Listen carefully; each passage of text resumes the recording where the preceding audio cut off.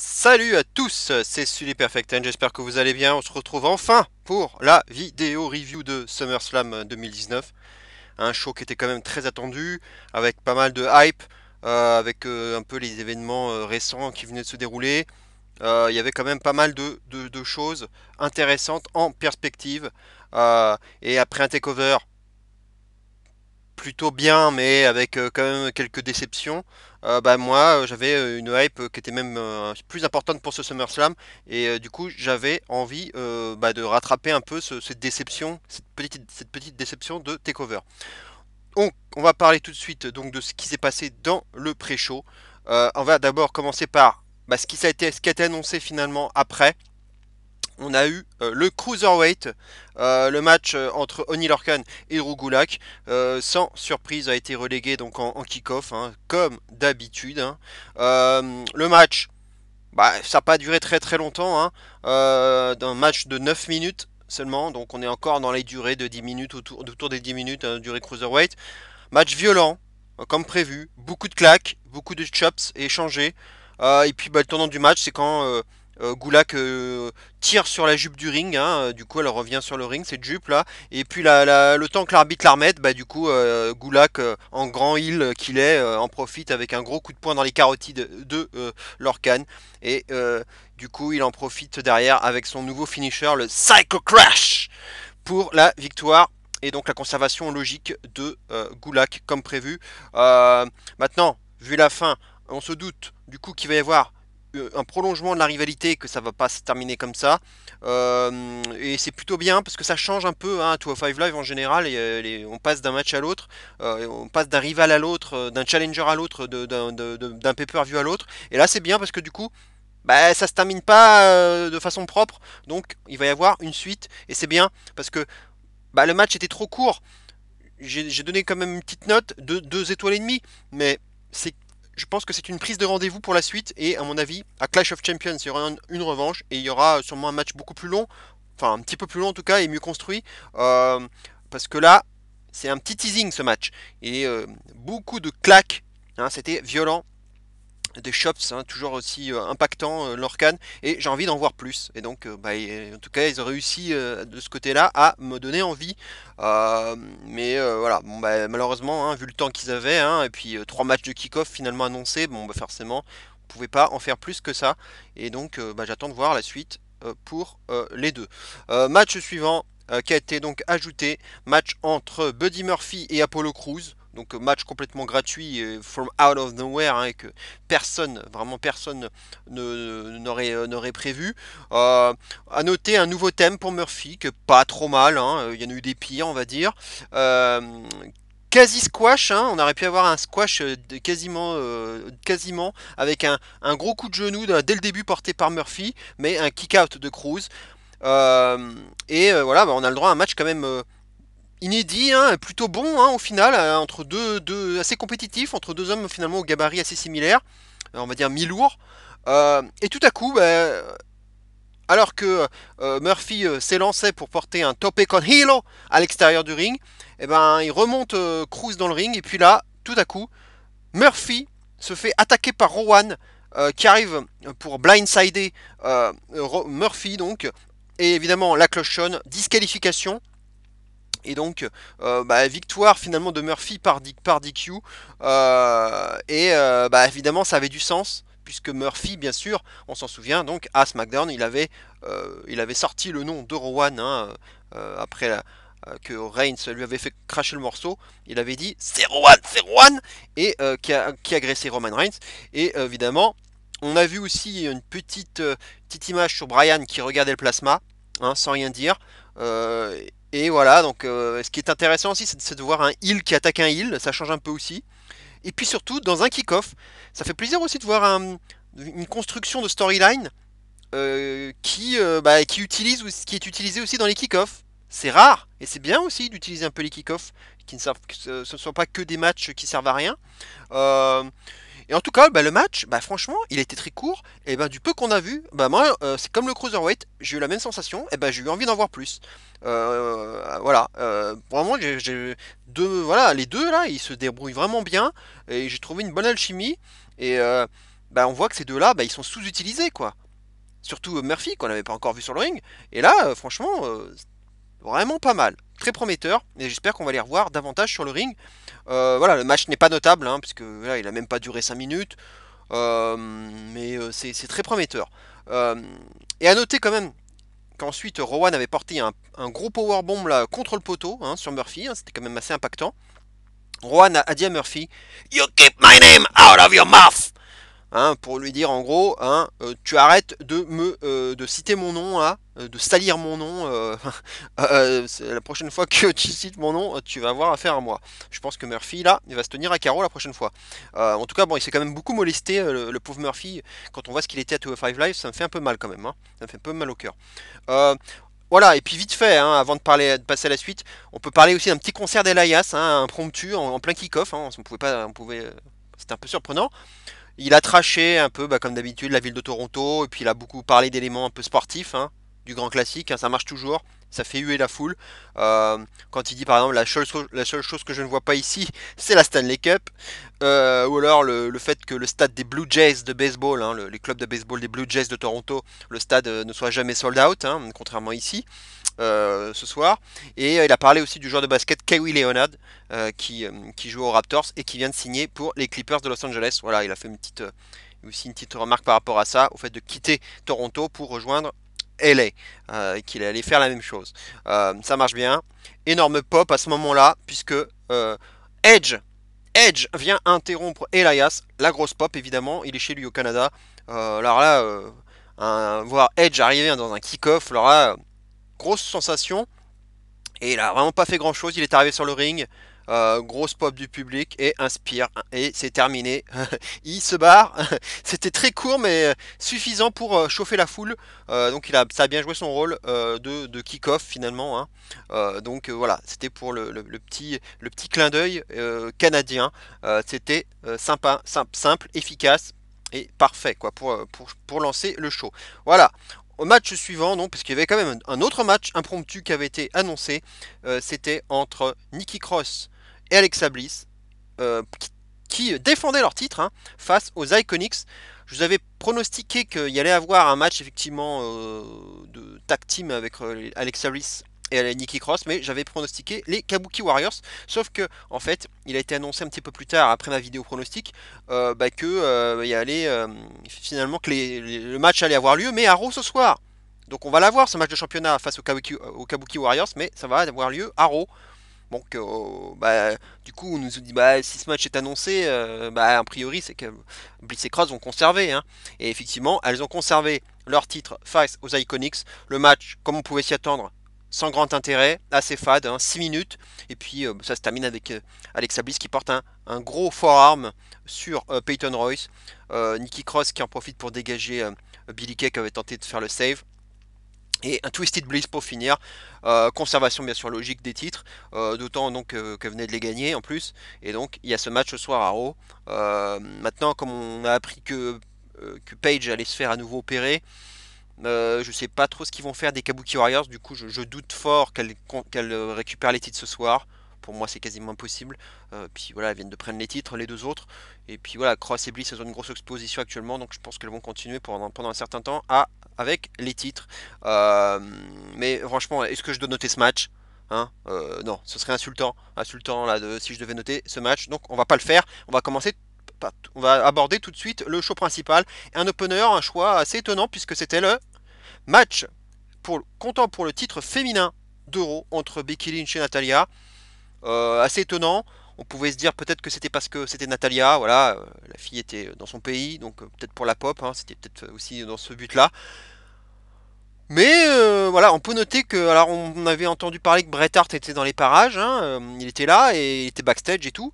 Bah, finalement, j'ai cru qu'il allait l'accompagner, bah même pas. Il a même pas accompagné Natalia, hein, l'enfoiré. Euh, Finalement, un public plutôt partagé entre les deux filles, hein. Justement, je me demandais justement comment ça allait se passer au niveau de l'accueil du public, qui il allait supporter. Il a vu, aller peut-être un petit peu plus pour Becky, mais quand même aussi du soutien pour Natalia. Je dirais que c'est du 55-45 pour Becky, hein, grosso modo. C'est difficile à évaluer, mais peut-être allez, un tout petit plus pour Becky, mais c'est vraiment très très serré. À noter aussi que les deux portaient une tenue très similaire, hein, cuir noir, et puis avec ces petits trucs, ces petits diamants là, un peu partout. On aurait presque pu les associer en équipe, hein, tellement ces tenues étaient similaires. Euh, À noter, hein, c'était aussi un des doutes que j'avais, j'en avais parlé dans ma vidéo pronostic, il n'y a pas de DQ, il n'y a pas de décompte à l'extérieur, hein, Michael Cole l'a rappelé, hein, donc c'était bien ça. Donc on peut même tirer la corde, prendre la corde pendant une prise de soumission, bah ça ne cassera pas la prise. Donc voilà, c'était un moment, un truc, un élément important. Euh, on a vu un long travail de Natalia sur la jambe de gauche, hein, la jambe gauche de Becky Lynch, hein, qui a été pas mal mise à mal. Sharpshooter, hein, original même, porté de la troisième corde sur, donc sur la jambe de Becky. On a vu un beau superplex de Donati de la troisième corde. Et un sharpshooter, je vous l'avais dit, hein, j'en mettais ma main coupée. Hein, la WWE est tellement prévisible dans ces choses-là. Le sharpshooter porté par Becky Lynch. Et évidemment, un disarmeur porté par Natalia. L'échange de prise, le grand classique. Euh, et après, on a eu cette fois-ci un rétablissement des choses avec un sharpshooter porté par Natalia, dont Becky se sortira avec finalement un disarmeur, hein, qu'elle portera pendant un certain temps. Elle va forcer à nouveau un petit peu plus et bah, finalement abandon. Abandon de Natalia en 12 minutes, un match de 12 minutes. Finalement, un booking un peu hein, avec un, comme on dit en poésie, avec un peu une rime embrassée, hein, comme on dit, hein, si vous vous souvenez de vos cours de français, hein, ABBA, ça doit sûrement vous rappeler quelque chose. Bah, on a eu un peu la même chose au niveau des prises de soumission. Hein, on a eu un Becky Nati Nati Becky, hein, en gros, hein, Becky qui porte une prise de soumission. Après c'est Natalia qui porte le disarmeur et puis après tente le sharpshooter. Et puis c'est Becky qui conclut avec son propre disarmeur. Donc Becky Nati Nati Becky. Voilà, donc une petite référence à vos cours de français et de poésie. La fin était assez facile, hein, hyper décevante, je dirais. Ce match était, allez, somme toute assez correct, mais bof quoi. Ça t'embarque pas plus que ça. Et puis c'est un peu chiant en fait les matchs de soumission. Moi j'aime bien quand il y a des pins quoi. Pour moi le vrai catch c'est ça. Enfin c'est de la soumission, mais aussi des tentatives de pin quoi. Et quand c'est que de la soumission, c'est un peu chiant à un moment donné je trouve. Ça c'est très personnel comme avis. Mais il m'en a manqué clairement un bout. Et je trouve que c'était voilà ben ils en ont fait un peu ils ont fait un peu le minimum syndical quoi. Voilà, je te porte une prise, après chacun se porte la prise de l'autre, et puis on rétablit le truc, et puis voilà, on termine avec ce qu'il fallait, voilà, avec évidemment Becky qui gagne avec sa propre prise quoi. C'était un peu feignant comme booking, et voilà, un booking feignant. Le note 2 étoiles 75, un petit 2-3 quarts. Ouais, c'était pas la folie, puis je trouve que c'était pas le bon choix d'opener. C'est pas le genre de match qui donne envie de t'investir et puis de chauffer la salle quoi. Ça a beau être Natalia, ça a beau être une Canadienne, bah la pop elle était pas non plus faramineuse, puisque comme je vous disais le public était plutôt partagé, donc il y avait pas. Ça aurait été triche, ça aurait été je pense même beaucoup plus intelligent, parce qu'au moins triche, voilà, face à une île comme Charlotte, il n'y aura pas eu photo. Là, bah, avec Becky, ça te divise le truc. Donc, bah non, non, ça chauffe pas spécialement le public. Et donc, je pense que c'est un mauvais choix. C'est un mauvais choix de calcul. Et il y avait certainement mieux à faire. Donc, j'aurais plutôt choisi soit le titre US, soit Charlotte triche, tant qu'à faire. À noter quand même, pas de Ronda Rousey, ni de Sasha Banks, hein, à noter, hein, puisqu'on aurait pu avoir aussi bien l'une que l'autre. On verra bien ce qui va se passer ce soir à Raw, hein, on peut y avoir des surprises, mais en tout cas, pas d'intervention après le match. Mais voilà, en tout cas, je reste sur ma fin. Match suivant, match entre Goldberg et Dolph Ziggler. À noter donc une entrée donc classique hein, de Goldberg bien sûr. Hein, on tape la porte et on entre, on fait on parcourt tous les backstage pour arriver sur le ring. Pas de coup sur le front, hein, il s'est pas fait saigner pour une fois Goldberg. Il est arrivé avec sa fumée habituelle. Et puis le match, bah, ça commence très fort, puisqu'il y a deux super kicks foudroyants portés par Ziggler, mais un dégagement à chaque fois à 1, des kick-out à 1 de Goldberg. Et puis il y a un gros spear là de Goldberg par la suite. Un gros spear. Et puis là, Goldberg il prend tout son temps. Jackhammer. Et voilà, 1, 2, 3. Jackhammer, squash en à peine, j'ai dit bien en à peine 2 minutes. Voilà, bah, c'est exactement ce que, allez, 95% des gens se disaient, hein, on s'en doutait. Spear, il n'y avait rien d'autre à espérer de plus. Avec un Goldberg qui pas, voilà, qui a pas un très bon cardio, on le sait. Il peut pas faire des matchs très très longs. Et voilà, c'était plus un match segment qu'autre chose. Cela étant, vu que le match était court, ils ont profité pour faire d'autres choses par la suite, puisque Dolph Ziggler, complètement KO, a le temps quand même, a la lucidité pour reprendre le micro, et pendant que Goldberg était parti là, rejoignait les vestiaires, Ziggler prend le micro et lui dit qu'il a pas les couilles de l'affronter d'homme à homme. À ce moment-là, bien sûr, Goldberg revient, il fait demi-tour, il remonte sur le ring, et il le démonte avec un nouveau spear, et il s'en va à nouveau. Mais c'est pas terminé, Dolph Ziggler reprend le micro et lui dit Goldberg, on peut être chanceux 2 fois, hein, mais t'as pas les couilles de m'affronter d'homme à homme. C'est pour ça que toi t'es une pure blague et je ne serai jamais battu, jamais, et je suis le meilleur aujourd'hui. Et voilà, du coup il revient, la musique de Goldberg, donc il revient avec sa musique, il se pointe, à ce moment-là il relève tranquillou Dolph Ziggler et il s'élance dans les cordes et le démonte encore avec un énorme spear. Et là, cette fois-ci, c'est vraiment terminé. Donc c'était un espèce de mème, en quelque sorte, ce match. Hein, à chaque fois, Ziggler qui prend le micro par terre, qui trash sur Goldberg, Goldberg qui revient, spear, il repart, il revient. Voilà, c'était un espèce de mème ce match. Voilà, c'était un peu ouais, c'était un segment ce match en fait. Hein. Tout depuis le début était un segment. C'est innotable, innotable. Euh, et j'ai l'impression vraiment que c'était pour un peu, en quelque sorte, réhabiliter Goldberg après l'accident de, si on peut dire, l'accident du match de Taker face au Taker à Super Showdown. C'est pour ça que je pense qu'ils ont vite voulu impliquer Goldberg dans un autre match. Donc tout de suite à SummerSlam, dans un match qui le réhabilite, qui lui donne un meilleur visage. Et là, franchement, c'est vrai que pour le coup, c'est plutôt réussi puisque ça faisait plaisir de voir vraiment des gros spears. Hein, ils étaient quand même plutôt bons, hein, ces spears. Il y en a un à la limite qui était moyen, mais les autres, vraiment impactants. Et puis Ziggler, c'est vrai que c'est le gars idéal pour sceller comme un malade, bumper comme un malade. Et voilà, il oversell. Hein, il oversell, mais c'est exactement ce qu'il fallait, je pense. Et ça donne un côté voilà, dominant et fort à Goldberg.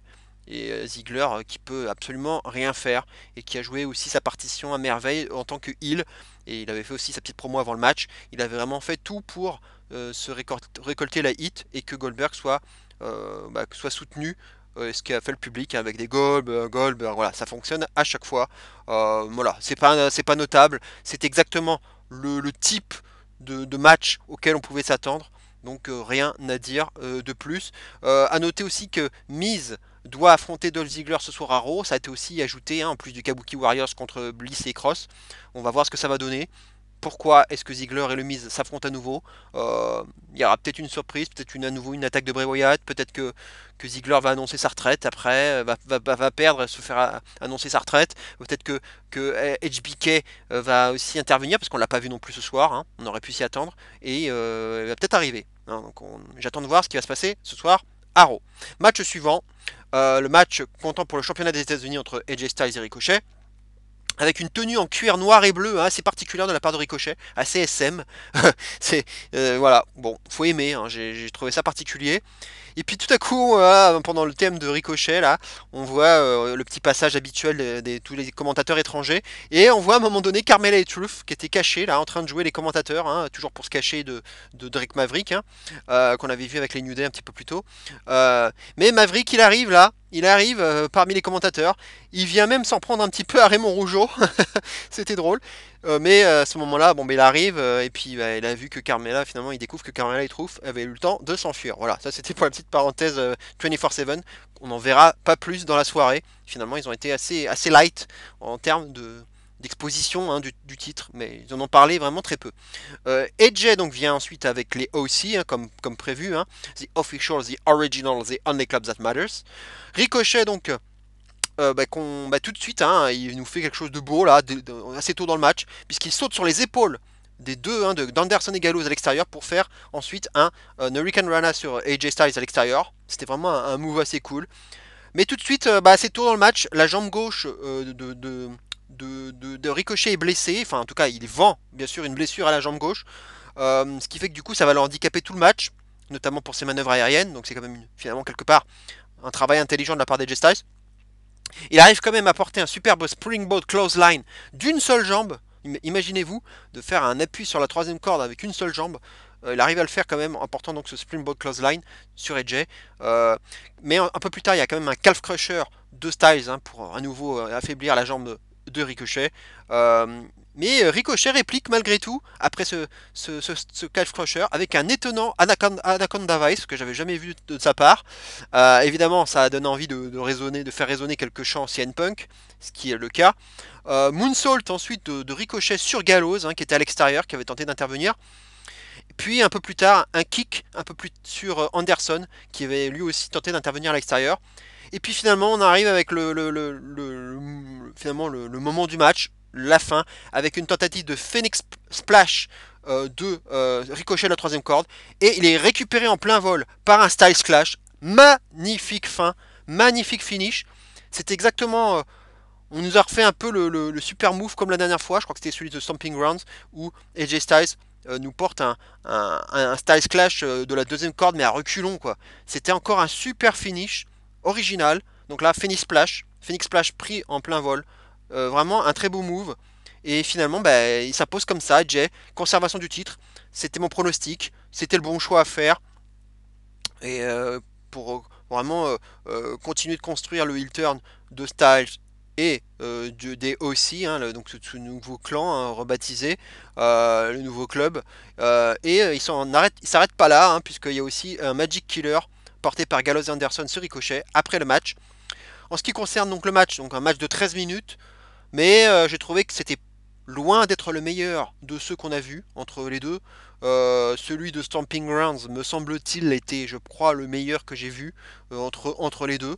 Il y en a eu des bons à Raw aussi, mais celui-ci je le trouvais un peu en dessous. Évidemment, le fait qu'ils aient vendu assez tôt le match, assez tôt dans le match, la blessure de Ricochet, bah, ça n'a pas aidé. Euh, mais en même temps, on peut comprendre puisque bah, ça protège d'une façon intelligente Ricochet. Voilà, il perd le match, mais du coup cette blessure le protège. Ça le protège d'une certaine manière. Du coup, la feud est probablement terminée entre Edge et Ricochet, mais peut-être pas avec The OC. Hein, je me suis dit que du coup, vu que c'est OC qui finissent finalement le match, enfin ou même le post-match en portant un Magic Killer sur Ricochet, c'est pas impossible que la feud soit un petit peu reportée carrément vers les OC, entre aussi Ricochet et peut-être un partenaire mystère, un nouveau partenaire, et peut-être qu'on va avoir une feud à 2 contre 2, mais avec AJ qui va partir un peu tout seul avec le titre, avec un nouveau challenger pour le titre US, et Ricochet qui va peut-être se trouver un partenaire, puisque surtout qu'à Arrow, bah, ça manque de team babyface, donc ce serait plutôt une bonne idée, peut-être un Alexander, par exemple, peut-être un Rey Mysterio, hein, je pense à des gars comme ça, et peut-être, l'intégration de Johnny Wrestling, puisque Johnny Gargano, on s'en doute de plus en plus, va intégrer le main roster. On a vu ce qui s'est passé à TakeOver. Bah, on s'en doute. Les news le confirment d'ailleurs. Il va probablement arriver. Alors, ça sera peut-être à SmackDown, on verra bien. Mais en tout cas, ça pourrait être aussi un challenger potentiel pour Styles. Même si c'est rare qu'on mène tout de suite on donne tout de suite un title shot à un gars de NXT, mais sait-on jamais. Mais sinon, peut-être pour faire équipe avec Ricochet, pour feuder avec The aussi, ça aurait de la gueule, hein, non vous trouvez pas Et Alexander aussi, ça pourrait avoir de la gueule, même s'il occupait un peu avec Drew, normalement. Mais bon, voilà, il y a d'autres petites choses à faire. Le match, je vais quand même donner la note de 3,25, parce que entre ces deux hommes, c'est toujours quand même spectaculaire, il y a toujours du bon catch, mais c'était moyen plus, quoi. Moyen plus, je m'attendais à largement mieux. Voilà, c'est un peu dommage. Et voilà, on verra bien ce qui va se passer à Raw. Donc peut-être Gargano, peut-être Ciampa, on verra bien. Hein. Peut-être que ça peut être DIY. Les DIY au complet pour feuder avec The OC. Hein, parce que The OC, ils ont des titres par équipe quand même. Donc il faudrait trouver des adversaires. Et puis notamment une team face. Il n'y a pas de team face pratiquement donc, à Raw. Donc il va falloir construire ça. Quoi. On verra bien. Match suivant. Match comptant pour le championnat féminin de SmackDown entre Bayley et Ember Moon. Match de 10 minutes seulement. Donc assez court. Hein, relativement court. Le match, il est pas mauvais, mais moi j'ai trouvé assez plat quoi. Il se passe pas grand chose. Le public il est pas non plus à fond. C'est difficile à décrire ce match. Voilà, il y a deux trois petites choses, ouais, sympa, un joli enchaînement notamment quand Ember Moon porte un top rope Hurricane Rana, suivi d'une sorte de code breaker modifié quoi. Voilà, un peu vrillé. Ouais, le move est original, ça c'était plutôt cool. Et puis elle apporte un petit peu plus tard un gros powerbomb Ember Moon. Et puis bah, le match se termine quand Ember Moon monte sur la deuxième corde. Enfin, on a l'impression qu'elle veut peut-être tenter soit une descente, soit une Eclipse. Bah, finalement, Bailey vient l'accueillir avec on va dire un super B2B, un super Bailey to Bailey de la deuxième corde. Donc et voilà, est terminé. 1, 2, 3. Ah, ok, déjà. Et oui, bah voilà, des matchs de 10 minutes. On retrouve un peu le côté booking feignant, un peu comme le Becky Lynch Natalia, quoi. Le truc se termine un peu de façon abrupte. Je l'ai pas trop vu venir cette fin. Je m'attendais encore à un petit kick out, un petit truc, un peu plus, quoi.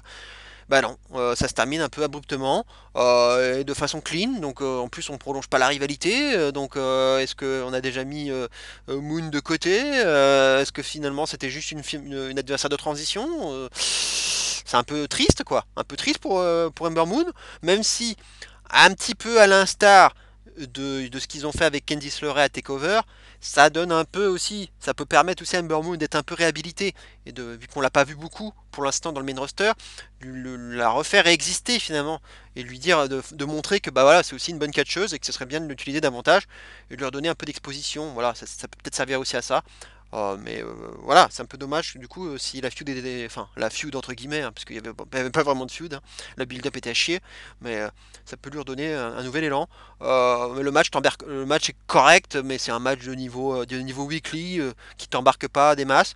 Et puis à noter, bah, comme je l'avais appelé de mes voeux, pas de Sasha Banks pour venir confronter Bailey, pas de moment fort, pas de moment fort. Donc ils attendent quoi? Ils attendent peut-être le prochain SmackDown. Mais voilà, c'est SummerSlam quoi. Les gars, réveillez-vous. Un petit moment fort quoi. C'est trop vous demander. Ça aurait pas été génial pour la pop là, en plein SummerSlam, un Sasha Banks qui revient. Enfin, c'est dommage. C'est dommage. On passe devant quelque chose quoi. On passe à côté de quelque chose. Alors ça sera peut-être elle, ça sera peut-être Charlotte. On verra. La future adversaire de Bailey. Mais je suis un peu frustré par ça aussi. La note 2 étoiles 3 quarts. 2 3 quarts. Voilà. C'était pas folichon, folichon. Match suivant. Match entre Kevin Owens et Shane McMahon. Bien sûr, si Kevin Owens perdait, il quittait la WWE. Match, bah, déjà la durée peut être surprenante. 9 minutes 20. 9 petites minutes 20 pour un match quand même qui a été buildé depuis un certain temps. Grosse storyline, grosse rivalité. Voilà quoi, avec quand même un gros enjeu en cas de défaite de KO. Donc il y avait quand même un gros truc quoi à faire. Alors évidemment, on commence déjà avec une belle pop hein, pour accueillir Kevin Owens, hein, qui était bien sûr dans son pays, ça on pouvait s'y attendre. Il avait revêtu un t-shirt marqué Fight Toronto Fight, donc voilà, tout ce qu'il fallait pour se prendre une belle pop. Shane, alors à ce moment-là, par surprise, prend le micro dès le début du match et annonce un Special Guest Enforcer, donc un espèce d'arbitre spécial qui va tourner à l'extérieur du ring, là, un petit peu aux abords du ring. Et c'est Elias, hein, on pouvait s'en douter à ce moment-là, si c'était pas Drew McIntyre, c'était Elias. C'est lui qui se pointera. Euh, Forcément, Elias va être là pour déconcentrer Kevin Owens, hein. Effectivement, il lui a mis quelques bâtons dans les roues. Elias lui tente même à un moment donné de faire un petit croche-patte en scred à Kevin Owens. Donc il y a une petite confrontation entre les deux. Il est plusieurs fois décompté à l'extérieur aussi, hein, Kevin Owens, hein, par l'arbitre, ce qui permet du coup dans l'histoire hein, de nous mettre un peu en PLS, en nous faisant dire oula attention, faut vite qu'il remonte sur le ring parce que sinon il va quitter la WWE quoi, quand même. Faut quand même voilà, il nous rappelle un peu le petit danger. Puis rapidement il y a des chants du public, hein, Shane you suck, Shane you suck, et puis ensuite you can wrestle. You can wrestle, voilà, du classique. Ensuite, il y a Shane évidemment qui fait le gros heal en singeant la position de Bret Hart, et puis en tentant carrément un sharpshooter, l'humiliation suprême, sharpshooter au Canada, porté par Shane McMahon. Mais il est quand même contré par un pop-up powerbomb. Du coup, il peut faire le pin, Kevin Owens, mais l'arbitre est à ce moment-là distrait par Elias hein, au rebord du ring. À ce moment-là, alors là, c'est un moment absolument fantastique. J'ai revu l'image. Je croyais qu'il y avait peut-être une censure, un moment coupé. Je ne comprends pas. J'ai revu l'image. Je l'ai pas retrouvée. Mais une chaise magique, tout à coup, apparaît sur le ring. Kevin Owens est là, sur le ring. Et puis là, par terre, il prend une chaise. Qui sort de nulle part. C'est pas Elias qui lui a donné la chaise. Je comprends pas. Là, il n'y avait pas de chaise et tout à coup il y a une chaise. Bon, bref, c'était le moment très très bizarre de ce match. Et donc, bah, il prend la chaise. Et évidemment, il est tenté de frapper Shane avec. Mais il peut pas, puisque sinon il va faire disqualifier. Et sinon, il quitte la WWE. Donc, il peut pas se faire disqualifier. À ce moment-là, Shane, évidemment, il le pousse à le faire. Il le gifle. KO, il est vraiment au bord de le faire. Mais finalement, il décide de balancer la chaise. Hein. Shane frappe alors Elias sur une esquive de Kevin Owens. Hein, donc voilà, Shane balance Elias à l'extérieur sans faire exprès. Ensuite, on a Kevin Owens qui en profite avec une senton bomb, puis d'un frog splash. Mais Elias, à ce moment-là, tire l'arbitre hein, pendant le décompte. Évidemment, Elias tire l'arbitre, mais évidemment, comme Elias est un peu enforcer, et puis bon, c'est Shane McMahon, pas de DQ, hein, bien évidemment, hein. C'est toujours pareil, hein. Toujours très bizarre. C'est Nawak. Ensuite, il y a un cannonball de Kevin Owens sur Elias, hein, mais même un peu sur l'arbitre à la fois, de la part de Kevin Owens. Du coup, l'arbitre, il fait un petit bump là, il est un peu KO. Et Elias aussi. Et du coup, Kevin Owens ramène à nouveau une chaise sur le ring. Le public le pousse à frapper Shane à nouveau, mais Elias l'en empêche. Et du coup, Kevin Owens frappe et roue de coups Elias. Hein, et Elias passe par-dessus la Timekeeper Area, donc il le balance à ce moment-là. Elias est sonné.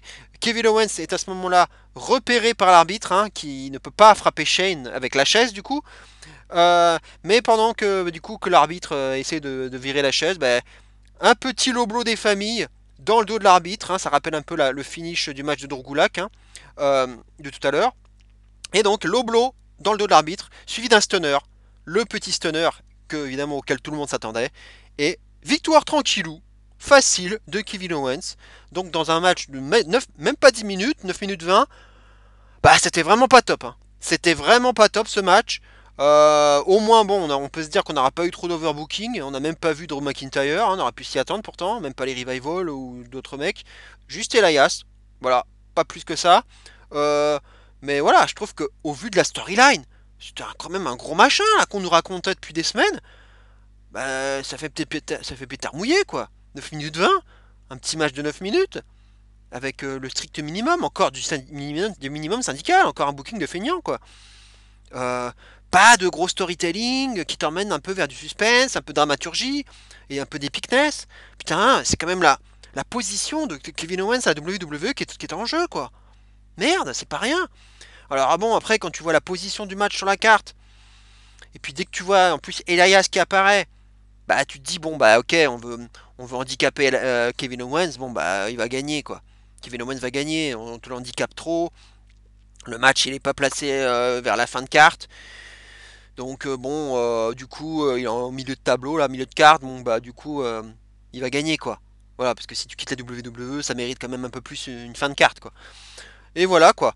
Match 2-3 quarts, match 2-3 quarts, mais décevant et qui pas à la hauteur de ce qu'on nous avait un peu teasé, buildé depuis des semaines quoi. Donc j'en sors assez frustré et déçu quoi. Match suivant, match entre Trish Stratus et Charlotte. Le match d'adieu bien sûr de Trish Stratus, hein, nous l'avait dit. Match de 16 minutes, donc c'est déjà une belle surprise parce que comme je vous disais dans ma vidéo pronostic, je disais voilà, elle fera certainement pas un quart d'heure et puis si elle fait 10 minutes, ce sera déjà pas mal. Et elle m'a vachement étonné. Euh, alors on va prendre les choses dans l'ordre. Hein. Donc il y a Trish qui arrive hein, sur une pop que j'ai trouvé étonnamment modérée. Hein. Pourtant elle était chez elle à Toronto. La pop n'était pas merveilleuse quand elle est arrivée. Bref. Mais voilà, après le public il a quand même un petit peu plus soutenu lorsque on l'a montré tout de suite bah, qu'elle en avait à revendre hein, dès le début du match. Voilà, et qu'elle arrivait à se défendre. Et du coup, le public a carrément scandé des You still got it. Voilà, donc ça c'était plutôt pas mal. Ensuite, Trish se prend quand même les steel steps, les escaliers d'acier hein, par Charlotte, qui prend alors l'avantage dans le match. Trish se prend ensuite une big boot, hein, une grosse big boot là qui l'a fait tomber à l'extérieur. Trish évite ensuite un moonsault et porte un slingshot slingshot pardon flatliner plutôt pas mal. Un beau Hurricane Rana aussi porté par Trish de la deuxième corde, hein, qui du coup lui permet d'éviter un gros powerbomb hein, qui aurait pu faire très mal. Gros big boot à nouveau hein, de Charlotte, hein, qui en aura fait pas mal dans ce match. Gros big boot, mais dégagement de Trish. Charlotte s'attaque en ce moment-là aux jambes de Trish hein, pour la préparer hein, pour un figure 8. Mais Trish la contre quand même avec un roll-up duquel Charlotte se dégage. Trish enchaîne ensuite avec un figure 4 sur Charlotte, qu'elle se permet même de transformer en figure 8, de fort belle façon d'ailleurs, avec le gros ponté là.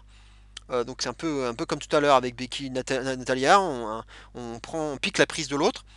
Mais Charlotte quand même arrive à se dégager en venant chercher la corde.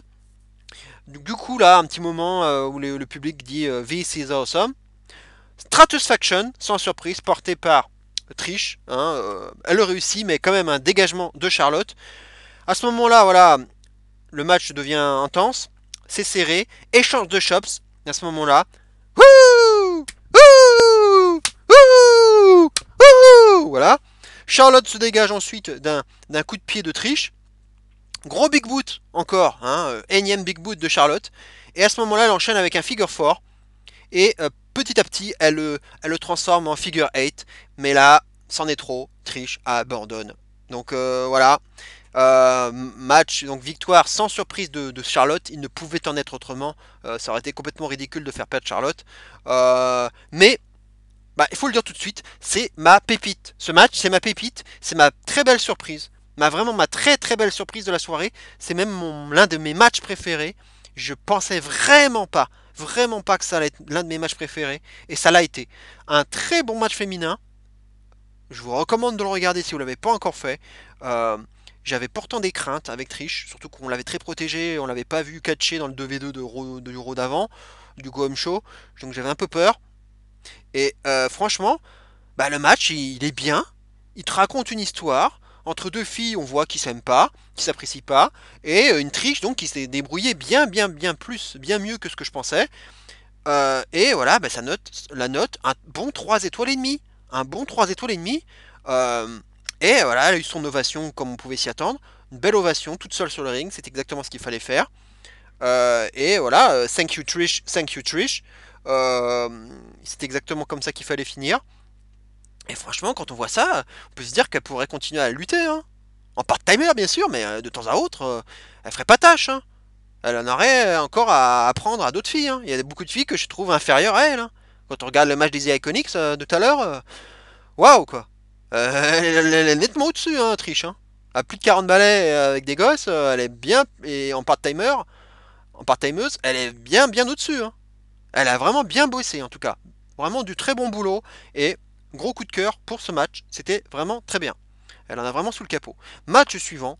Match comptant pour le championnat de la WWE entre Kofi Kingston et Randy Orton. Hein, avec la grosse histoire hein, du passé, depuis 10 ans. Là, le gros match. Voilà, on va pas raconter tout le refaire. On va pas refaire toute l'histoire du Stupid. Hein. Un quart d'heure de match. Durée correcte. Un bon quart d'heure. Voilà, alors il y avait un truc dont je ne vous avais pas parlé dans ma vidéo pronostic, mais ça m'est arrivé, j'y ai pensé après. Je me suis dit, bah, ce qui pourrait être sympa, c'est de faire une entrée SOS, un peu une entrée vintage, comme il y a un peu une entrée à l'époque NT1, si je puis dire, parce que ça faisait sens avec l'histoire, ça rappellerait, ça referait un clin d'œil, une symbolique avec 2009.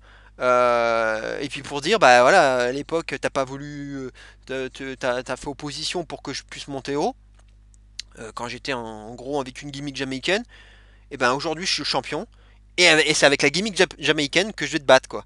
Ça aurait pu faire sens. Ils l'ont pas fait. J'ai trouvé ça dommage. Je pense qu'on est passé à côté de quelque chose. Et puis voilà, le public aurait bien popé. Je pense. Ça aurait été sympa de revoir SOS et puis avec une tenue jaune quoi. Mais c'est vrai que je vous invite à regarder le reportage, un très beau reportage d'une heure hein, quand même sur Kofi Kingston qui a eu lieu juste après le show.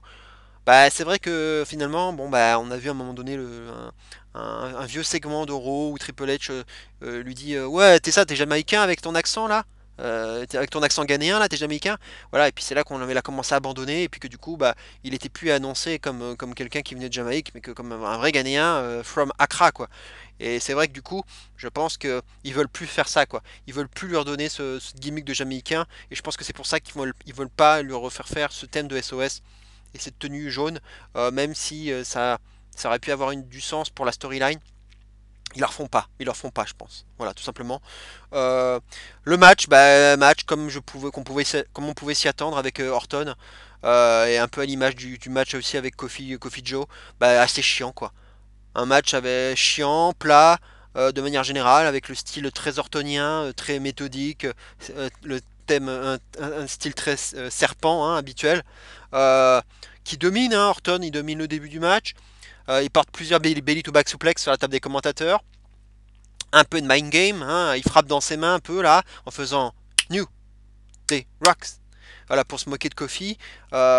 Beau plongeon ensuite de dos hein, de Kofi à l'extérieur, hein, une espèce de Corcovado splash. Joli frog splash ensuite de Kofi, mais kick out d'Orton. Le vintage Orton avec le dripping DDT hein, à l'ancienne. RKO contré ensuite par un backslide de Kofi. Tentative de crossbody de la troisième corde de Kofi. Et là contré par un joli RKO en plein vol. Voilà, l'un des beaux moves, un beau moment du match. Le fameux RKO from out of nowhere. À ce moment-là, Orton, qui fait un peu la connerie, hein, au lieu d'en profiter, il porte un RKO, au lieu d'en profiter en tentant le tomber, il se marre. Voilà, la caméra qui est braquée sur lui, là, on le voit en train de se marrer. Mais quelque part, c'est con, parce que du coup, il capitalise pas, ce qui permet, ça laisse le temps à Kofi de rouler à l'extérieur, et du coup, on se retrouve devant sa famille, qui était au ringside, là, au premier rang, dans le public. Orton, à ce moment-là, regarde la famille de Kofi, là, alors que Kofi est toujours sonné. Et puis tout à coup, Kofi, il réagit, puis il roue de coups Orton, il s'excite, il devient fou. Et puis tout à coup, la cloche sonne. On comprend pas. La cloche sonne par surprise. Moi, sur le coup, j'ai rien compris. Je me suis dit, qu'est-ce qui s'est passé? Disqualification, décompte à l'extérieur. Et puis finalement, on apprend finalement que c'est un double décompte à l'extérieur. Alors effectivement, j'avais pas du tout entendu que l'arbitre comptait. J'étais très surpris. Est-ce que c'est un botch possible? Est-ce que c'était vraiment prévu comme ça? Est-ce qu'il devait y avoir un DQ? Je n'ai pas trop bien compris ce qu'il voulait faire. Mais on sent qu'il y a quelque chose qui a été mal fait. Parce que la fin était brouillonne, était pas naturelle. Mais voilà, et puis bah du coup après on continue et puis on voit un Kofi un peu avec un visage très différent de d'habitude où il est très très agressif. Il, euh, il agresse Orton, il le balance contre les escaliers. euh, et puis il termine, même il ramasse même un kendo stick sous le ring. Et puis voilà, il porte plein de coups de kendo stick sur Orton. Et puis il l'achève même avec un Trouble in Paradise. Et ça se termine comme ça. Alors évidemment cette fin, elle te permet de prolonger la rivalité. Donc on se doute quand même qu'il devait y avoir une fin anticlimatique. Hein, donc c'était sûrement l'effet produit. Mais c'était peut-être pas non plus vraiment ce qu'il devait faire. Euh, on va dire que ça permet au moins de faire d'aller un peu plus loin, parce que c'est vrai que Kofi il a un peu multiplié les matchs comme ça, les rivaux, les one shot quoi, un peu comme les cruiserweight finalement. Là, bon bah ils te donnent un petit peu plus de, de volume, de relief, et là ça va continuer entre les deux. Alors, ce qui peut être intéressant, c'est que bah du coup ce côté un peu plus agressif là, est-ce que ça va pas te vendre un possible turn de Kofi au sein du New Day, hein. Je sais que c'est un peu ma marotte, mais peut-être que c'est peut-être ça qu'on vous nous préparer par la suite. Hein. C'est peut-être une histoire qu'on nous prépare. Avec ses potes qui vont lui dire, ils vont essayer de le raisonner, le calmer, lui dire, de se demander ce qui s'est passé avec lui là, pourquoi est-ce qu'il s'est énervé comme ça, et qui va peut-être s'assombrir. C'est peut-être un angle. Et à mon avis, hein, il y a de fortes chances pour que le match Kofi Orton ait lieu à Clash of Champions, donc dans un mois. Peut-être qu'il va y avoir une stipu, parce qu'évidemment, vu la fin, bah là, va annoncer un ODQ, et puis peut-être qu'il y aura un troisième acte à Hell in a Cell, puisque Hell in a Cell, c'est souvent là qu'on termine les rivalités, donc il peut y avoir un Hell in a Cell match pour clôturer ça, et que bah du coup, on va encore continuer à monter en dramaturgie, et avec un Kofi qui aura encore évolué au niveau de son personnage. Donc ça me hype un petit peu. Maintenant, bah, le problème, c'est que si on continue à faire des matchs entre les deux, bah voilà, à mon avis, je vais être jamais super hypé par leur match. Hein. Je suis hypé, on va dire, par peut-être le nouveau personnage enfin le nouveau personnage, en tout cas l'évolution la réaction de Kofi. Maintenant, les matchs hein, sur le ring, ça me fait un peu chier, quoi. Ça me fait un peu chier. Et la note, bah, j'ai donné un petit 2,5 quoi. Parce que ce match était plat, hein, donc comme beaucoup de matchs précédemment, plat. Voilà, et puis une fin anticlimatique très bizarre, quoi. Donc j'ai pas été super fan de cette fin de match, quoi. Ils auraient pu le faire autrement. Voilà, ils impliquent la famille, donc ça rappelle encore les Joe Styles, par exemple. encore une histoire de famille, quoi. Donc évidemment, quand on te met la famille au premier rang, en général, ce qui va se passer, un truc. Hein. Ça, c'est du classique. On l'a vu avec le Miz, on l'a vu avec le père, oui, le père du Miz, on l'a vu avec la famille de d'AJ, avec sa femme, son enfant. Enfin voilà, on l'a déjà fait. C'est du grand classique WWE. Mais voilà, c'était pas génial comme match. Et puis voilà, bah, c'est à l'image de son règne, quoi. Le règne de Kofi, il commence à. Il traîne vraiment là. Il traîne vraiment là. C'est bien de donner ce feel good moment, le titre à Kofi, mais là, ça fait plus de 4 mois maintenant et ça commence vraiment à faire long. Match suivant, match qui était très attendu entre Finn Balor et The Fiend de Bray Wyatt. Euh, alors d'abord, Balor qui arrive avec une tenue blanche, donc la pureté incarnée. Euh, alors, hein, il y avait quand même un petit segment backstage un peu plus tôt dans la soirée avec The OC, hein, Styles, Gallows, Anderson, qui était venu voir Balor et qui lui ont teasé quelque chose. Ils lui ont dit, bah viens, win, win, win, enfin fais gagne, gagne, gagne, et puis rejoins le club, enfin rejoins The OC, quoi. Ils lui ont fait le petit signe du tout sweet. Hein, avec les doigts comme ça qui se rapprochaient de lui. Il l'a pas fait, hein, il a pas mis les doigts sur les autres doigts. Il a pas fait de tout suite, mais voilà, c'est peut-être un petit teasing pour l'avenir, on sait-on jamais. Bref, bah alors voilà donc et puis bah qui arrive donc tout de blanc vêtu et puis évidemment le grand moment, ce qu'on attendait tous, c'était le fameux thème et l'entrée de Wyatt. Et là, bah, on a tout d'abord le thème de la Firefly Funhouse sur le Titantron. Bon, voilà, ok, un peu surpris. Et puis tout à coup, le thème, le générique s'arrête, les lumières s'éteignent, et un gros let him in, qui apparaît en gros rouge, un gros rouge un peu sanglant, avec un him. D'ailleurs, le him en rouge, ça me rappelait un peu, vous enlevez le i, et ça me rappelait un peu le logo de H&M, du magasin de prêt-à-porter H&M, entre parenthèses. Euh, et puis tout à coup, une superbe entrée, avec un gros thème métalleux là, qui tâche, euh, joué par, chanté par Code Orange, le groupe Code Orange qui avait déjà fait jouer le thème d'Alistair Black dans un récent takeover. Très bon ce groupe Code Orange et qui a repris. Finalement, c'était pas un thème nouveau puisque c'était un remix métalleux de Live in Fear, le thème original de Bray Wyatt. Hein. Mais vraiment complètement retravaillé, hein, qui n'a plus rien à voir avec le thème original et vraiment très réussi. Voilà, je suis pas un super fan de métal à la base. Il y a des morceaux que je peux bien aimer, hein, Code Orange, je les trouve pas mal. Et voilà, le thème est vraiment très bien, badass. Et voilà, des très beaux effets de lumière. Et puis voilà, on voit sa tête là dans une lanterne. On reconnaît finalement l'ancienne tête de Wyatt, hein, pour voilà un peu se dire, bah voilà, j'ai j'ai décapité l'ancienne tête de l'ancien personnage de Wyatt. Et maintenant, je m'en sers comme d'une lanterne. Sa tête, voilà, qui apparaît dans le noir. Donc c'était une lanterne. Les gens qui avaient tous les lucioles, hein, enfin évidemment les portables pour faire le jeu de lumière habituel. Euh, et voilà, ça fait peur, quoi. Puis son entrée avec son gros masque, il arrive avec son gros manteau de cuir noir. Ouais, ça fait son effet, quoi. Le public, il était à fond. Le Balor, il jouait bien sûr la peur. Et voilà, le match commence.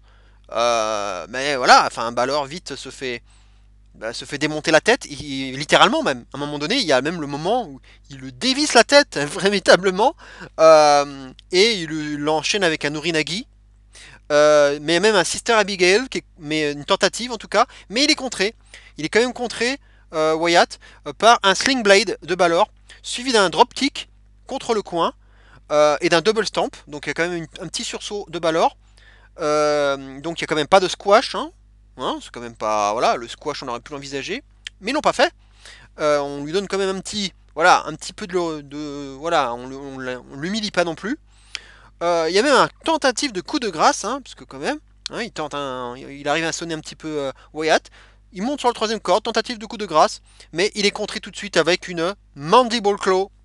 À nouveau le Mandible Claw, qu'on lui avait vu déjà porter sur Foley et sur Angle, et bah, qui est pas vraiment une prise de soumission puisque finalement c'est il y a le pin qui est porté puisqu'il s'évanouit et du coup il a les épaules rivées au sol, il porte le tombé et c'est comme ça qu'il gagne le match dans un match de 3 minutes 30. Donc c'est une durée qui est pas trop longue et pas très courte non plus. Donc c'est un juste milieu, 3 minutes 30, ça me semble bien. Voilà, c'était pas le pur squash. Ça aurait pu, hein, mais au moins ça permet de développer, enfin d'en voir un petit peu quand même. Parce que ça aurait été. Voilà, il était tellement attendu, The Fiend. Donc c'est bien, on l'a quand même vu un tout petit peu plus que si ça avait été un match d'une minute. Donc c'est bien. On a pu voir deux trois prises, on a pu voir un peu son univers, on l'a vu qu'il s'est pris la tête et regardez ses gants, hein, le gant heal hurt, hein, donc blessé soigné, hein, toujours cette dichotomie chez lui, donc il doit bien jouer là-dessus. Euh, et puis une fois que le match était terminé, bah du coup la musique de Wyatt, hein, qui a été rejouée, elle s'est vite arrêtée et du coup il y a un effet de lumière là, on revoit Wyatt mais cette fois-ci plutôt au niveau de la rampe. Il se retourne là, il se retourne vers nous, un gros plan sur lui et puis dans le noir, un gros effet de lumière et les petits bruits flippants qu'on voyait ces derniers temps là. Et voilà, et Wyatt qui disparaît avec un bel effet de dos donc, et les lumières qui se rallument. Un Balor, je pensais qu'ils allaient peut-être faire disparaître le corps, finalement il était là, mais complètement avec du mal à respirer. Euh, et le public qui a bien adhéré puisqu'il crie That was awesome! That was awesome! Voilà, et franchement, c'était très réussi, il faut le dire. Le thème, l'univers, euh, ce qu'il a pu produire sur le ring, le charisme, le, le sentiment de peur véritable qui nous habite. Euh, et la menace qu'il représente pour la suite, pour l'avenir. Donc on va voir si Balor prend véritablement des vacances, comme ce que des news disaient. Quelle sera sa prochaine feud, sa prochaine victime? Est-ce que ça va être le Miz, peut-être? Ou Ziggler, le Miz, peut-être pour ce soir, ou Ricochet, ou quelqu'un d'autre, Gargano. Bref, tout est possible. J'ai vraiment hâte de voir ce qu'ils vont nous réserver. Mais en tout cas, c'est très original, c'est très différent. C'est un vrai personnage, euh, qui est complètement très différent de ce qu'on peut voir dans le main roster. Et une entrée très soignée, très travaillée, un gros thème badass. C'était une entrée très takeover finalement. C'était une entrée très takeover. On sent aussi que voilà, il y a peut-être une patte Triple H aussi. Je pense que voilà, on sent pas que c'est pas vraiment du Vince ce genre de choses, mais par contre, on sent qu'il doit y avoir du Triple H derrière tout ça. Et voilà, franchement, c'était l'un des grands moments de cette soirée et c'était à la hauteur de nos attentes. J'ai même pas envie de noter le match parce que c'était. Parce que si je lui donne la note va pas être terrible parce que voilà, on a eu que un match de 3 minutes 30. Mais l'essentiel était ailleurs, j'ai envie de dire. C'était surtout les débuts de Wyatt et franchement, le personnage, c'était super. Maintenant, il va falloir voir la suite et il faudra surtout pas nous le gâcher parce que là, c'est sa dernière chance, sans aucun doute. Et là, ils n'ont pas intérêt à nous le chier. Va-t-il monter directement pour le titre universel? Sait-on jamais aussi. Vraiment, je ne sais pas ce qu'ils vont faire de lui pour la prochaine feud. Et j'ai vraiment hâte de voir ça. C'était vraiment un bon moment. Match suivant, bah, c'est déjà le main event entre Brock Lesnar et Seth Rollins. Match de 13 minutes. Voilà, match duré correct. Au moins, c'était pas un squash. C'était pas un squash. C'était pas comme un WrestleMania. Enfin, un semi-squash en tout cas. C'était voilà, une bonne durée correcte, on va dire, pour un match de Lesnar. Rollins est arrivé donc tout de noir vêtu, hein, avec un strap aux côtes, hein, parce que quand même, fallait nous vendre un peu sa blessure, même si je l'ai trouvé un peu en meilleure forme que lorsqu'il était arrivé, en train de boiter sa chaise lundi dernier à Raw. Je l'ai trouvé en meilleure forme. Bon, c'est pas forcément hyper cohérent. Heureusement, il avait son strap, mais bon, j'aurais aimé l'avoir un petit peu moins bien en point, on va dire. À minima aussi mal en point qu'à Raw. Mais je trouve qu'il vend pas bien de toute façon, il vend mal ses blessures. Il sait pas bien boiter, il sait pas bien se tenir les côtes. Il le fait pas super bien. Je trouve que c'est pas le meilleur seller, Rollins entre parenthèses. On l'a vu quand même backstage un peu plus tôt aussi avec Bret Hart, hein, qui était venu le voir et qui était un peu venu l'encourager. Donc là on se dit mais Bret Hart, tu viens même pas accompagner Natalia, hein, enfoiré, et tu viens encourager Rollins en backstage quoi. Bref, présentation de Heyman, hein, c'est classique bien sûr pour présenter Brock Lesnar et chauffer la foule. Et puis là, bon, le match commence. Curb Stomp très tôt dans le match, kick out de Lesnar. Rollins retombe toujours sur ses pattes, hein. Il a tenté deux German Lesnar, mais à chaque fois il retombe sur ses pattes, Rollins, à deux reprises donc. Rollins prend un premier F5 quand même, mais Rollins, voilà, Rollins quand même se dégage. Rollins fait un petit tour dans les airs, même à l'aide du strap hein, qui a été tiré par Lesnar. Donc il a fait un petit vol plané là, c'était une belle image. Rollins se prend alors plusieurs German consécutives. Lesnar se prend ensuite le poteau à l'extérieur, mais Rollins se prend une nouvelle German. Lesnar même donc domine le match et porte une ceinture à Rollins hein, sur ses côtes, hein, qui, voilà, pour bien le faire souffrir. Rollins est écrasé dans le coin, mais Rollins esquive un coup d'épaule de Lesnar hein, qui arrive contre le poteau. Rollins fait ensuite 3 suicide dives sur Lesnar à l'extérieur, mais le troisième hein, est réceptionné par Lesnar qui envoie violemment Rollins contre le poteau. Il y a ensuite un super kick de Rollins sur Lesnar qui s'allonge sur la table des commentateurs à l'extérieur. Rollins monte alors sur le haut d'un poteau et porte un gros frog splash sur la table qui s'écroule. Donc un This is awesome moment et un holy shit qui est crié par le public. Il arrive même à en faire un deuxième frog splash, Rollins, mais cette fois-ci dans le ring. Il prépare alors un curb stomp et le réussit, mais un dégagement, vraiment un nearfall à 2,9 de la part de Lesnar, qui met le public en PLS. Nouvelle préparation du curb stomp, mais contrée par un F5, mais qui n'arrive pas véritablement à porter hein, Lesnar. À ce moment-là, un super kick et un nouveau curb stomp de Rollins qui réussit à faire le tomber et victoire. Et oui, victoire. Rollins s'impose et redevient champion universel. Euh, C'était mon pronostic, je vous l'avais dit. Je vous avais donné mon double prono, c'est-à-dire soit victoire de Rollins, soit une tierce personne qui viendrait remplacer Rollins de par sa blessure. Ils n'ont pas été jusque-là. Ils ont joué finalement le côté contre toute attente, contre tous les paris, against all odds, avec un Rollins affaibli, largement dominé dans la feud, et qui a réussi à réaliser l'impossible, de vaincre et de battre, de slay the beast. Donc le Beast Slayer à nouveau frappé après WrestleMania. Voilà. Le match était quand même plutôt pas mal. Voilà, il était plutôt pas mal, enlevé. Et c'était quand même. Il y a du beau spot. Donc, à ce beau frog splash là qui écrase la table. Un public investi, hein, quand même, il faut le dire. Je pense qu'ils ont fait ce qu'il fallait faire, quoi. Il fallait pas en faire de trop. Ils ont fait ce qu'il y avait à faire, ni plus ni moins. Et je donne une note très correcte de 3 étoiles et demie pour ce match. Et puis à ce moment-là, bon il est 4h30 du matin, hein, il est 4h30 du matin, on sait, bon les pay-per-view du Big Four, en général c'est du 4, 5 heures, voire plus, si affinité, donc 4h30 du matin, donc ça veut dire que là, on est à 3h30 de show, donc il y a quand même encore potentiellement une demi-heure de show, je me dis là, une demi-heure de show, on n'a pas encore fait quelque chose par rapport à l'affaire Roman Reigns, on a juste vu. Ouais, on a revu une petite vidéo package un petit peu plus tôt dans la soirée, mais c'était des images qu'on avait déjà vues. On a revu l'attaque de Rowan sur Murphy en kick-off, mais voilà. Puis il y avait des news, des petites rumeurs qui parlaient d'un gros truc, un gros segment là, avec Rowan, avec Bryan, avec Reigns. J'étais hype comme jamais. À plus 4h30 du matin, je me dis, bon, une demi-heure. Et puis là, j'en ris quoi. La célébration de Rollins, et le show se termine comme ça. Le show se termine comme ça, 4h30 du matin. Show de 3h30, et on arrête. On éteint les rideaux. C'est le couvre-feu. C'est une blague. C'est une blague. Non, c'est pas une blague. Donc, au final, un show qui n'avance, où l'affaire Reigns n'avance pas d'un iota.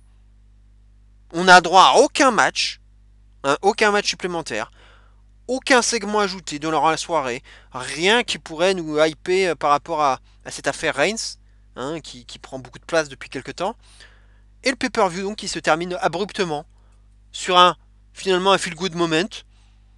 Voilà, c'était leur posture, c'est de finir sur un happy end quoi. 3h30 de show pour un pay-per-view du Big Four, c'est quand même très surprenant. Je m'attendais à bien 4h, 4h30 de show. Et puis bon voilà, merde, SummerSlam, j'ai quand même beaucoup de bons souvenirs de SummerSlam qui se termine sur des shocking moments dans le passé, quoi. Je sais pas, il y a eu le cash-in de Sheamus notamment sur Reigns, avec tous les confettis qui lui tombaient sur la gueule. Il y en avait des bons moments. Ouais, et puis non, il y avait Orton. Orton aussi qui avait caché sur Bryan. Il y avait des cash-in, enfin, il y avait des moments marquants comme ça sur des fins de SummerSlam. Et puis là, ben non, on le fait plus. Et c'est à l'image de Takeover. Et on va finir là-dessus pour le bilan de ce show. Un pay-per-view qui, il y avait des bonnes choses, des bons moments, mais si je prends la globalité hein, du show, eh ben, j'ai été globalement plutôt déçu au vu de la hype que j'avais avant le match, avant le show. L'affaire Reigns donc qui n'avance pas du tout, à part Rowan qui attaque Murphy, mais ça change pas grand chose et puis ça nous dit rien de plus. Ça nous dit pas que Rowan est impliqué véritablement ou pas. Pas d'ajout de match sur la carte, hein, puisqu'ils ont ajouté juste 2 matchs en kick-off. Voilà, mais sur la carte principale, ils se sont contentés de 9 matchs, ce qui était très light hein, pour un pay-per-view du Big Four, ce qui donc ce qui en fait un show assez court. Et puis des matchs plats, beaucoup de matchs plats, booking feignant, minimum syndical, voilà, où ça tombe un peu à plat, où t'es pris un peu de court, comme Becky contre Natalia, Bayley contre Moon, Kevin Owens contre Shane, Kofi Kingston contre Randy Orton, Goldberg Ziggler, qui est sans grand intérêt, hein, à part réhabiliter Goldberg, hein, en lui faisant refaire un peu des spires, en veux-tu en voilà, pour faire popper le public. Sinon, ça n'avait pas grande utilité. Mais plus, il y en a eu, mais pas tant que ça. Mais plus, c'est quoi? C'est la fin du Ricochet AJ, puisque le match en lui-même, il était bon, mais sans plus. C'était pas le meilleur qu'on ait eu entre les deux. La fin était stylée, le Phoenix Splash, repris par un Styles Clash, ça j'ai bien aimé.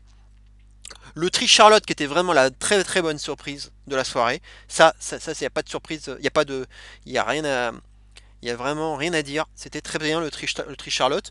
Les débuts réussis de Wyatt, bien sûr, hein, inoubliable. La belle impression laissée, hein, évidemment, pour ses débuts. Et un Rollins Lesnar qui était bien foutu, ni plus ni moins. Ils ont fait ce qu'il fallait avec le petit feel good moment. Bon, très bien.